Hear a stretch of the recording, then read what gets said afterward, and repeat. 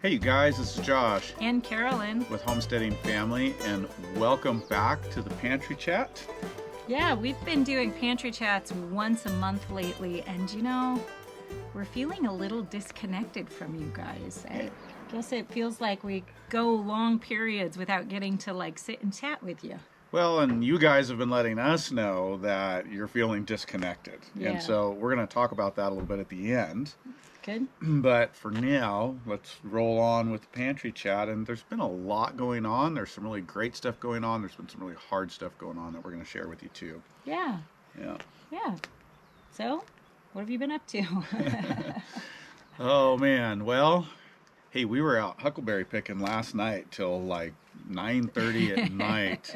Brought in gallons of huckleberries with the kids up on the mountain. Yes. And that was really, really fun. Really, really tiring after a long day of work. But that was great. Fresh berries from the homestead are phenomenal. They're so exciting, and you watch them get ripe.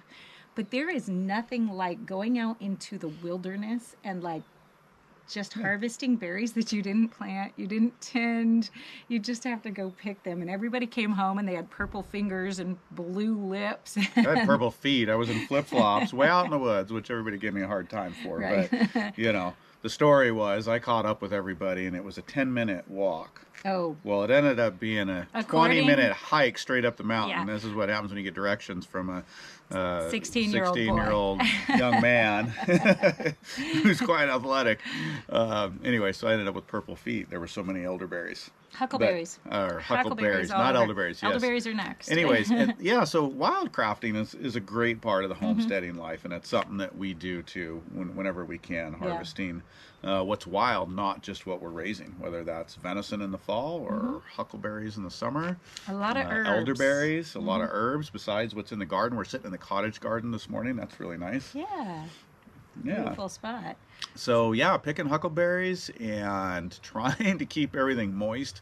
We are we're in record-breaking heat for the Northwest and drought, and it is just hot and dry more than we're used to. Thankfully, we've got good water systems, but really having to pay attention to things and the watering around here to get us through this season. Yeah, when you're on the homestead and things get really hot, you have a lot of things to think about, and being that this is, like Josh was saying, unprecedented, we don't necessarily just have the automatic systems set up, but you have to make sure your animals have shade, they always have fresh, cool water, and they're comfortable as possible in this kind of heat.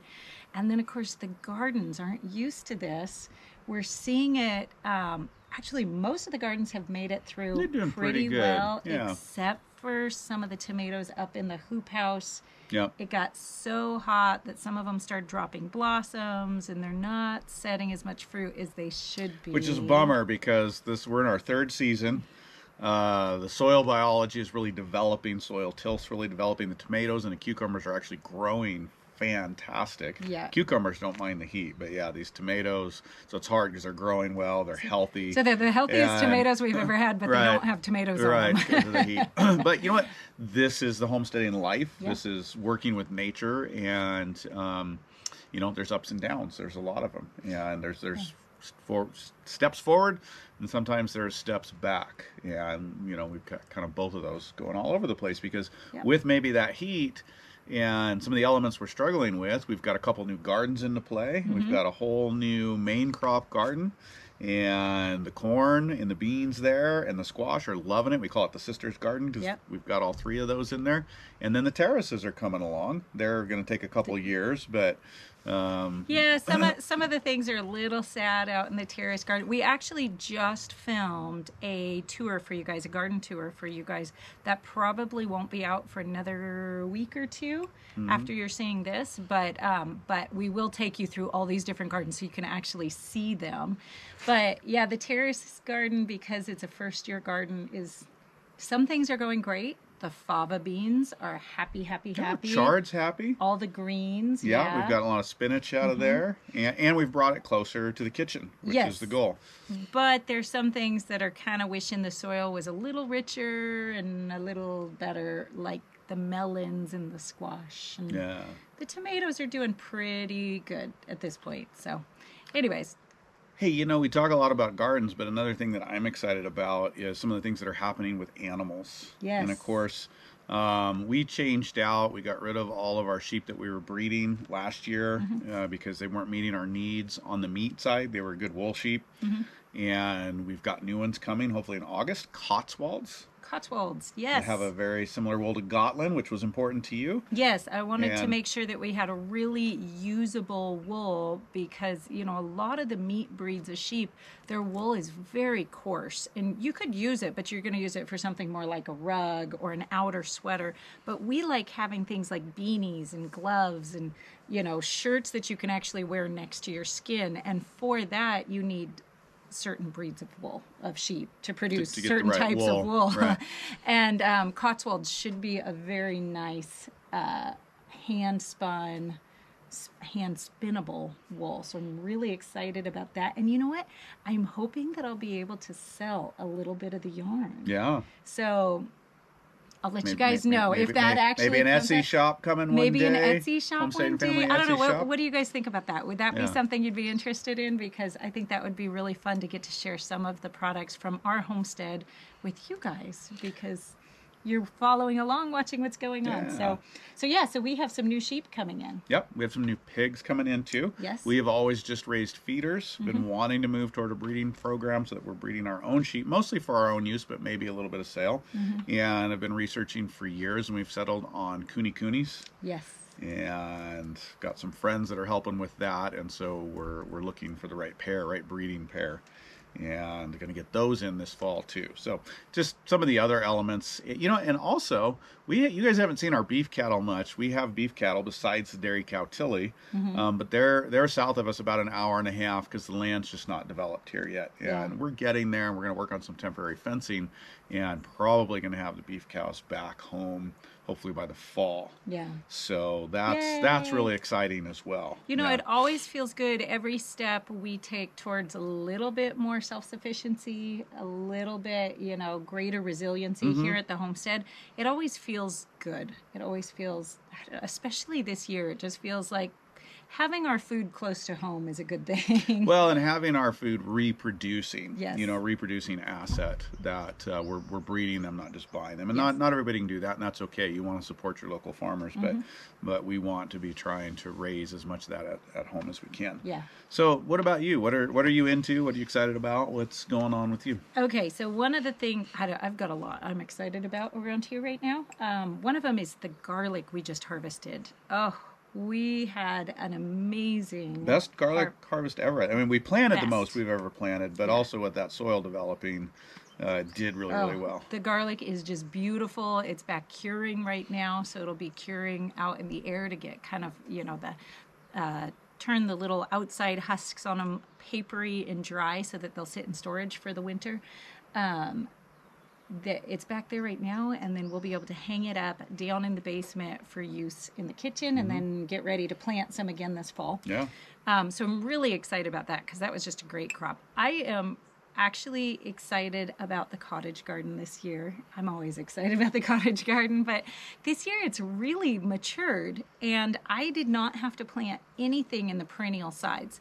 Now, we did put a few more annual vegetables down closer to the kitchen, but on the perennial medicinal sides, I don't think I planted anything. It either all self-sowed or it's just an established perennial. So that's really exciting. What I have had to do, though, is just rip out plants by the wheelbarrow full where they're, self-sown where I don't want them. So it's kind of fun that now I've worked so hard to establish this area, and now I'm just trying to tell everything not to grow too crazy. Isn't that a cool problem to have? It is. Instead of having to coax everything to grow, Yeah. you're actually getting to shape this space a little bit and culling and shaping where you want things and what you don't want too much of and all of that. And that's a neat position to be in. I am giving away herb starts like crazy, probably slowing down now because we're getting a little late in the season for transplanting, but anybody who shows up, I'm like, hey, you want some herb starts? Take some home. So I'm really excited about that. The other thing that I am up to my ears in is milk right now. A lot of dairy. A lot of dairy. Especially now that we just took the calf off. Yes. Separating Millie, the calf, at night. From Tilly, the milk cow. Yeah. Now I think the milk's doubling. Yes, it has gone way up. So we're getting Millie to sleep through the night, just like all mothers have to do eventually, right?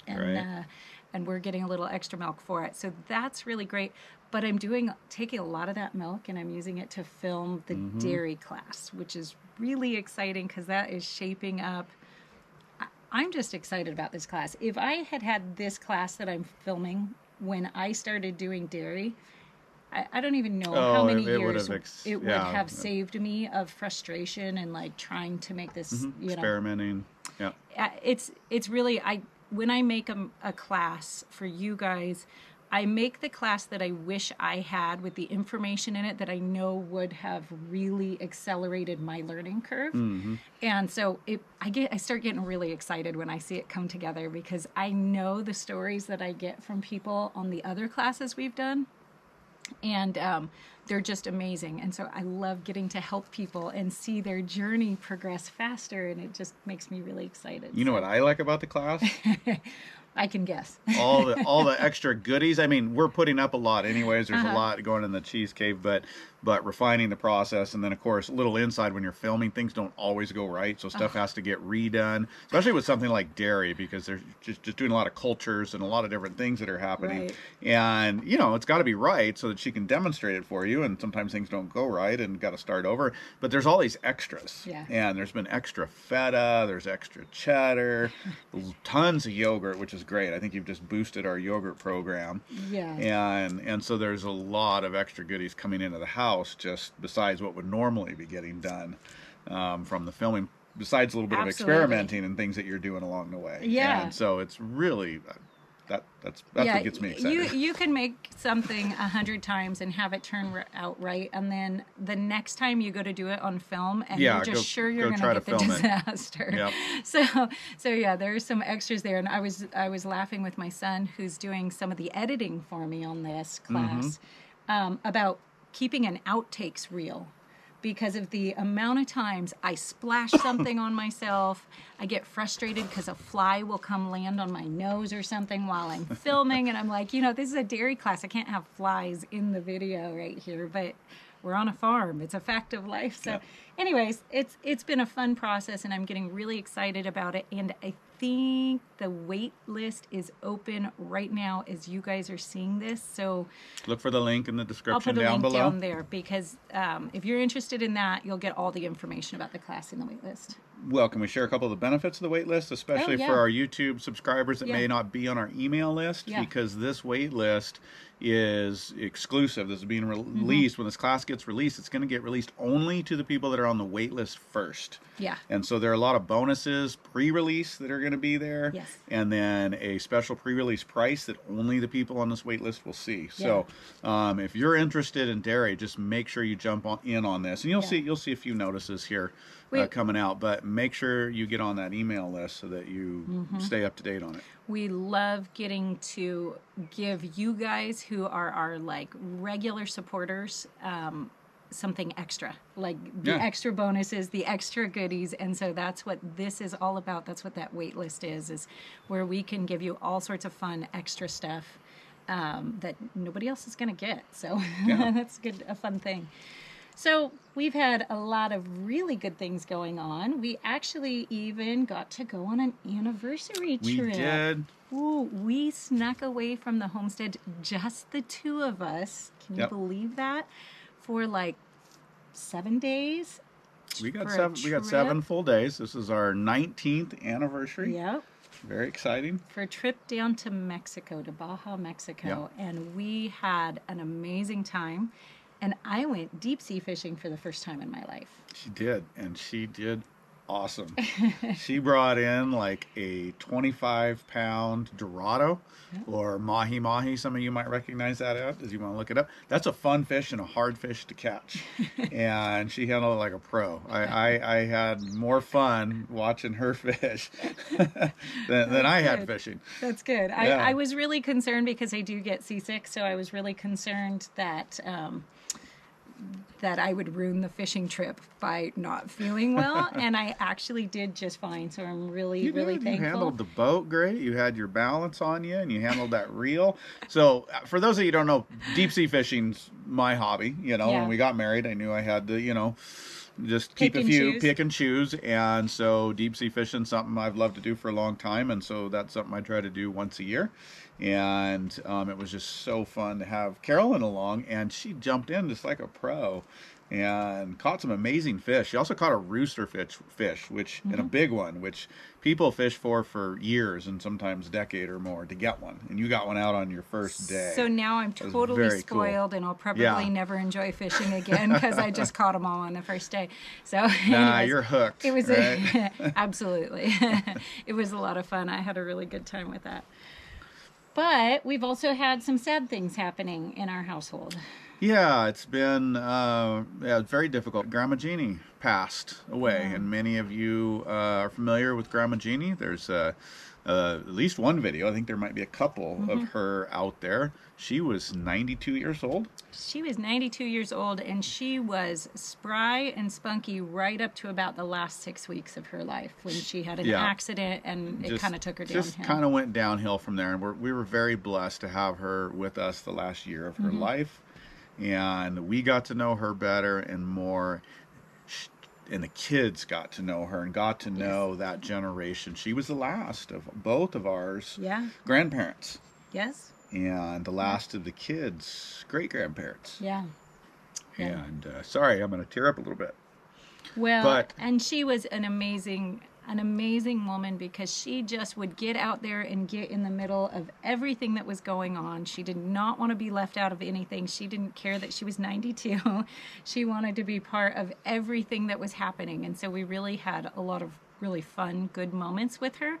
And she had that smile, and she kept, a lot of really, most of the time she was very, very positive about life and just a positive outlook. And she lived life to the full. She did. And she was born in Texas during the Great Depression on a homestead. I mean, really homesteading, really off-grid, in a dry environment, very challenging environment. She had some amazing stories. She said her family was so poor when they grew up that they didn't even really...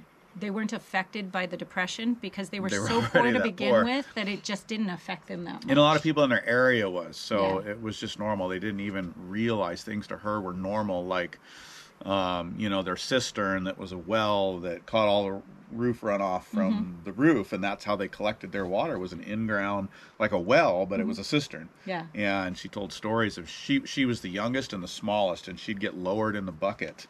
I mean, today people would think that was crazy if you did that to your kids, but she'd get lowered down, 10, 15 feet deep in the bucket to clean the cistern out when it was low. That was one story I remember that was just fascinating. Yeah, absolutely. And she grew up to move to the city in California, and just had a really neat life, traveling a lot. She traveled all over the world. She did. As she got older, she traveled all over the world, but I think it's interesting to note that really when she became an adult, as she was becoming an adult, it was wartime. And so people all around her were going to war. So brother was going to war, uncles, all the young men around her were going to war or coming back right in that time. And so, what a different era to be raised in, and to, the world was a very different place. From the Great Depression as a child into World War II, and getting married to my grandfather, who passed very early before I was born, but she married him coming out of the war in California, and he went to work for McDonnell Douglas, I believe, and just that story we don't hear a lot about anymore. Yeah. And ended up getting remarried a little later in life, and they traveled all over the world, and she just had a passion to live. That was one of the neatest things about her. Like you said, she was positive and always quick to bounce back from challenges.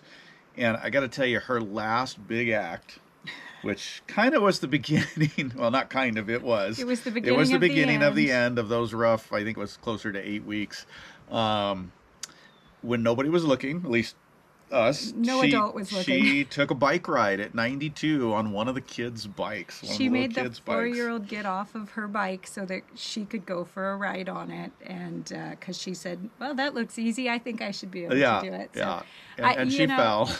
she fell and injured herself, but I think that just memorializes her and her spirit, because she would do things like that all the time. Mm-hmm. She would walk on the walls like a teenager and totter, on concrete walls sticking up in the air, and, kind of like, catch me if I fall. and, but that spirit, I think, is really what kept her so vital. And I think it's good to remember, because she lived through a lot of hard times. She lost 2 husbands, 2 children, all of her family around her who was older than her. Yeah, she was the last of her brothers and sisters. Yeah. Yeah. And she just still had the most amazing sweet spirit. So. Boy, she did. She smiled. She was smiling right to the end, even when she was not able to talk much. She could barely whisper there towards the end. Yeah. And but you could still crack a joke. You could still say something, and you could see her get a smile on her face. So she was an inspiration to us. Yeah. And really just fueled us in our generational life. And so thankful to have her a part of this life for a while, and that she got to experience the grandkids. Yeah. And thankful we're able to share her with you guys. And there's a couple of videos out there. Yeah. I think of her story. Yeah, I think so. So yeah, if you haven't checked out that video where we got to interview her, and I am so thankful we took that time and got her to agree to come on camera, for that interview. Yeah. But that is published. You go watch it, and it's just a wonderful, chat with her about growing up and I would just really say, if you have a chance to get an older loved one like that on video for your family, please do it, because we're just losing these memories so quickly right now from that older generation. So please get somebody that and get them on camera and do an interview with them, and just memorialize some of those things for later generations. Yeah. So Grandma, we'll miss you. Yeah. We love you. She's up in heaven, smiling, I'm sure. Yep. Yeah. And hey, though, as we wrap that thought up, and have to wrap the pantry chat up here, I think we do have a little bit of exciting news. Going back to the beginning here, where we're missing connecting with you guys, and we've had a lot of you let us know that you're missing the weekly pantry chats. We used to do these weekly. Things just got busy. They got hectic. It got hard to do, so we went to monthly for a while.